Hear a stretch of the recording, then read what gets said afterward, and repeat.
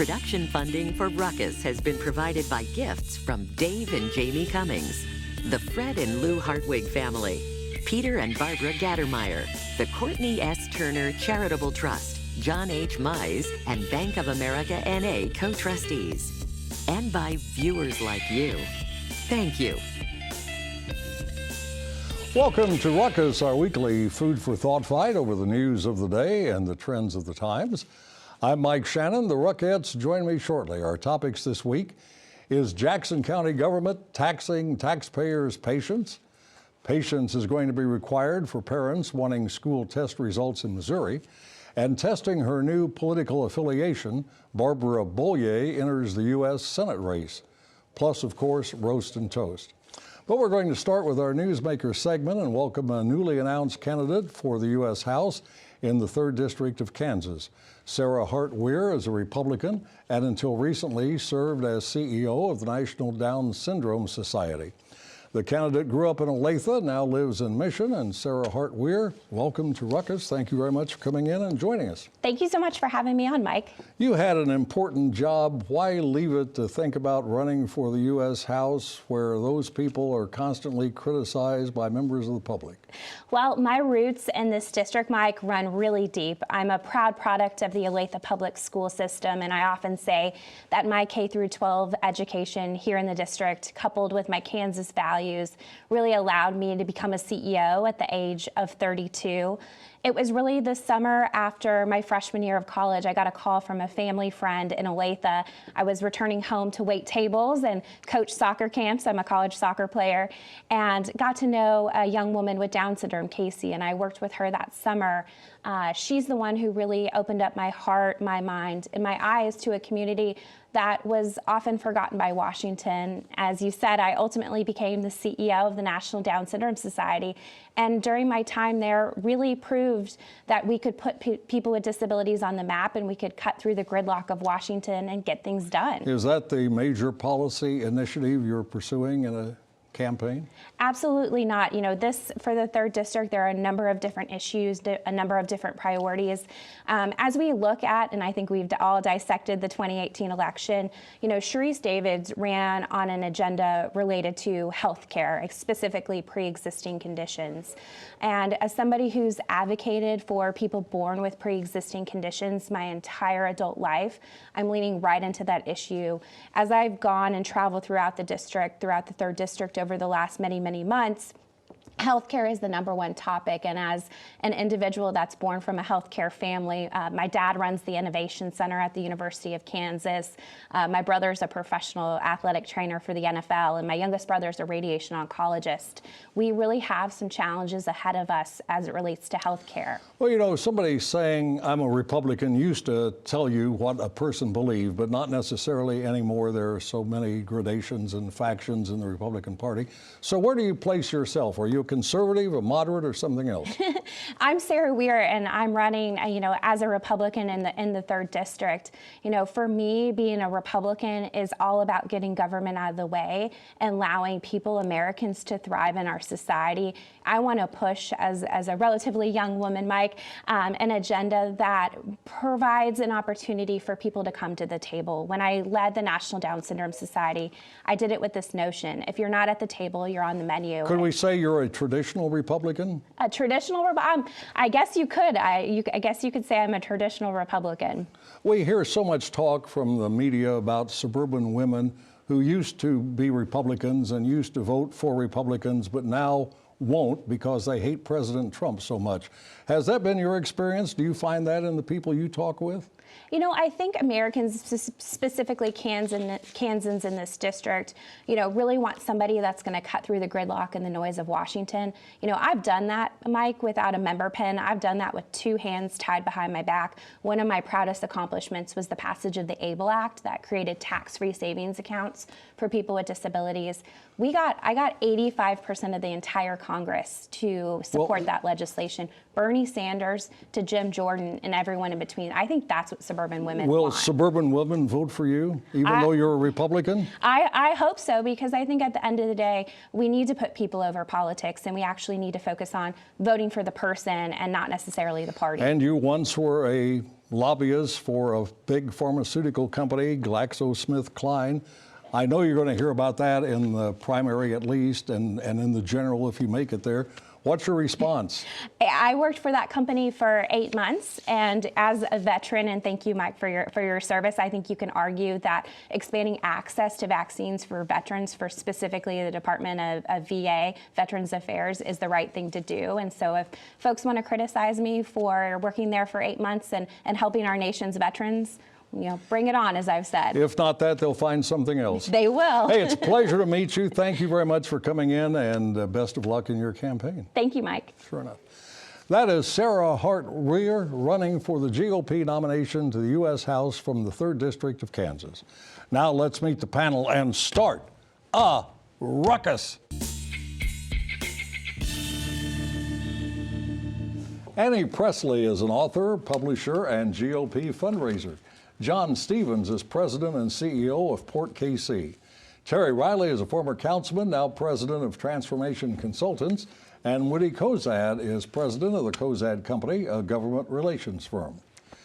Well, we're going to jump from the Kansas House race to the increasingly interesting race for the U.S. Senate next year. Johnson County State Senator Barbara Bollier of Mission Hills, who renounced her membership in the Republican Party last year, is now entering the U.S. Senate race as a Democrat, where she is no doubt much more comfortable. As she got in, former U.S. Attorney Barry Grissom got out, offering his support to Bollier. Bollier says she shares Governor Laura Kelly's desire for pragmatic solutions to the state's problems. Bollier apparently plays well in her home district, but how will she fare statewide? If she becomes the nominee, what do you see as her greatest asset and her biggest weakness? And we'll start with Annie. Well, she's KU undergrad. She went to KU Med School. She practiced medicine in Kansas City. So she's going to be really great on the healthcare topic. She also has a pretty easy primary, truthfully. And I think that, of course, will be very helpful. She was endorsed by Sebelius. She does know how to tweet. And she has previously served in the Kansas State House and Senate. On the other hand, she did change parties. She's behind in fundraising. She doesn't have high name ID. And there hasn't been a Democrat candidate elected to this Senate seat since the 1930s. 1932 to be exact. So given all that, I still think she's the best Democratic nominee to go forward. John, do you think Democrats as a party welcome somebody like Bollier, who suddenly switches party, who ran every time she ran for office and was elected, she ran as a Republican? Now she's going to run for a statewide office as a Democrat. Well, I think traditionally both parties have been very skeptical of candidates that have switched parties. But I think in today's context where we are, her rationale, and then also she's really lived and delivered in the State House on her message and her positions on women's rights, equality, school funding has been a huge cornerstone of her leadership. So I do think that there's probably a fair amount of trust among the majority of Democratic voters in Kansas. Well, Woody, you have to wonder why somebody with Bollier's beliefs ever ran as a Republican in the first place. Could it be that the district she ran in was mostly Republican? Well, you're so cynical. I try not to be. It could be that. I'll tell you, I don't pay a lot of attention to Kansas politics generally, but they had an issue over there a few years, which Brownback came out with a tax cut bill. It went to the House, where she was then a House member, and she voted for it, even though she didn't like it and didn't believe in it. But she voted for it because it was a smart vote, and she thought it was going to die in the Senate, which is what everybody thought. It went to the Senate, and instead of killing it, the Senate did what you cannot do in Missouri. It's called a gut and go. And they kept the number of the bill, gutted it, wrote the tax bill that ultimately passed, sent it back to the House. Now, this is a bill that's going to pass. It's a rotten bill, and she doesn't believe in it. She hates it. So she, who wants to be a voice for reason in Washington, you can see her vote. It's right there. Absent. Terry, she didn't show up. You want to be a voice for reason, you can't lose your voice at the crucial moment. Bollier herself is going to say she's a moderate, and people supporting her campaign will say she's a moderate. How do we know when somebody's a moderate? What does a moderate Democrat believe? Well, she believes in independent democratic leadership. She's an independent Democrat. That's going to be the new slogan from what I'm hearing. Independent Democratic leadership, I think, will play well across the state. And when you're too far to the right in Kansas, it has not served people well here recently in the election cycles. So you need to be in the middle of the road. I can tell you what a moderate is. Yeah. So Are you a moderate? No. Do you know what a moderate is, John? How do we know a moderate when we hear one a or little see bit. one? Woody cynicism aside, Yeah. I think that the landscape continues to shift. But in the Democratic Party, I think a moderate is particularly in Kansas and in the Midwest and in more rural leaning states, it is a someone that has more fiscal focus and a little bit of conservative principles, at least portrays a framework of fiscal conservative principles, but a focus on education and a focus on social rights and social justice. Wait a But minute, Republicans are not, they're not fiscally conservative. No, I'm not saying they are. Anymore. I'm not saying they're they are. the biggest spenders out there. But go ahead. But I think that's why there's ground to gain Right. in that moderate framework of things out there. So Annie, on the Republican side, do you see anybody interesting? Mike Pompeo, the Secretary of State, talks about maybe running. Maybe running. I don't know if he'll end up back here in time or not. Or running to jail. I like the chief, Dave Lindstrom. I think he's great. Susan Waggle has always been very She's officially effective. gotten in now. She's a candidate. There's a businessman whose name is Russell? No. What's his name? How about Roger Marshall? Roger Yeah, Marshall is the Marshall. 1st District Congressman from the big western part of Kansas. He's winning the money race, which, as I have said before on the show, if you get people's money, you are popular. And he, too, is a medical doctor, and he is a big supporter of the president, and he was one of the Republicans who stormed the meeting yesterday Yes, that in the was skiff. being conducted by the Democrats. All right, Tony's Kansas City is a popular website focused on local news with stories from a variety of sources. It has paid close attention to the Jackson County tax issue in recent weeks. As we know by now, thousands have appealed their property tax assessments to the Board of Equalization, claiming the increases in property values are dramatically and unfairly high. Tony's Kansas City offered this observation about what may happen when the tax bills ultimately arrive in mailboxes, and I quote, "There's going to be an outcry Kansas City has not seen in many decades, forcing people out of their homes, putting them on the streets or in public housing at best, turning homeowners into beggars." So do you share this rather dystopian view, or do you forecast a more optimistic outcome in Jackson County? We'll start with Terry. It is my fervent hope that something is done before we get to that point. I know that there was a tweet or a press release about 3 weeks ago from the county executive stating that their number one goal and priority is making sure that the citizens of Jackson County remain in their homes. That's their number one focus. And then immediately thereafter, I know that article came out about 2 weeks later.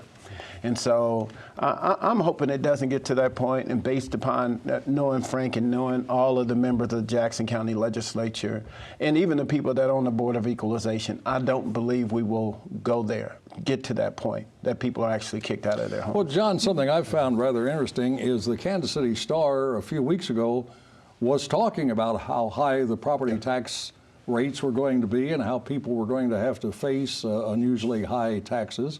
In the last few days, the Star is reporting that things aren't really that bad, that it's going to work out pretty well for a lot of people. Yeah, I don't know what data points have actually been provided to them, so I can't speak on that. But it is a real 180 in all of this. Ultimately, back to the bigger issue, it was rolled out. It was an unmitigated disaster when it was rolled out. Let's just put it out there. But there's been a lot of under-assessments, I think, over the years, a lot of missed assessments. It was time to catch up. Now, how you do that and over the years and how you roll that out, that's where there is a significant problem. Woody, you and I have done this show a lot of times over the years and have talked about Jackson County taxes a lot of times over the years. There's really nothing new about taxes being controversial in Jackson County. Well, this happens almost every time they reassess, something like it. It's a disaster of either greater or smaller proportions every time they do it. Look, I haven't lived in Jackson County in over 30 years. How How do you pick the Board of Equalization? Maybe they need to run for office. I don't recall people running for county executive or legislature with a clear plan for here's how we need to, what we need to do about property taxes and property assessment. Let's change this system. Let's do this. I don't remember, and maybe I miss it, that that's somebody's platform. And then they get in there and it's time to do this, and it blows up on them. Annie, I know you've talked about Troy Schulte, the city manager of Kansas City, Missouri, in a positive way in the past. As you are probably aware, there is significant discussion that Troy Schulte has been meeting with the county executive and the head of the legislature, and that as he retires from Kansas City, Missouri city government in February, he may go to work at Jackson County government as some sort of a county manager. And while I tend not to like bureaucratic increases, I would tend to think somebody like that might have the ability to get a handle on some of these myriad of problems at Jackson County government. You know, Troy did serve well Kansas City, Missouri, and I think he would actually be a great candidate if he's offered the accountability that and the flexibility that he had as a city manager. We all know that's a strong position and has a lot of authority. So you'd have to have that. But I think the issue with these taxes is the incremental. They haven't provided incremental change. They just throw on these giant changes that people just can't. Everybody's on a budget, and they just can't stomach the change. They've been artificially frozen in the past in pockets of the county. For what reason? For political reasons? Yeah, for political reasons. I don't want to sound cynical again. No, for political reasons. And then the chickens came home to roost at this time around. So they Troy can fix that. But- I'm confident. but- he can fix it. If he had the authority. If he had the authority, That's he the can fix key, that. is much like a city manager form of government, I think a chief county manager, and actually giving a professional leader the authority, granting him the authority to really focus on the new jail, a lot of these other things that need to be sorted out and professionalized. I think there's a great opportunity for the elected officials to cede some of that authority and get professionalization in there. Well, if Finally, you're going to have a Terry, jail, shouldn't the people you elect decide to do that? Well, they should, but I think They you need should. professional support. I think you need First time Mike professional- Sanders ran, he told me, we got to have a new jail. We'll do that in the second term. Here we are. Nobody's done it. Yeah. Just kicking the can. If what you're telling me is that elected government doesn't work, okay, We didn't say let's that. say that. But why do you need a professional to tell you need more jail space and newer jail space? Sanders now knows the jail issue from the inside. From the inside. Terry, there have been some predictions that this tax concern in Jackson County is going to lead to major changes in Jackson County politics. Frank White especially affected by this situation. Do you agree? Well, all of the legislature, I think, across the board now. At first it was just Frank, but now it's just pouring over into the entire legislature. And I also researched that the group that they voted on, everyone voted on the group that came in and did the assessment. Oh. And so who to do the work? Yeah, who to do the work, the consultant. And so I think everyone bears, but I think he's gotten the brunt of the attention because he is the county exec. So we'll have to wait and see if there's major change in county politics. We've got to move on to the next topic. The Missouri Department of Elementary and Secondary Education, often called DESE, like Desi and Lucy, has released results of its annual state school testing program. And the results are still apparently unknown.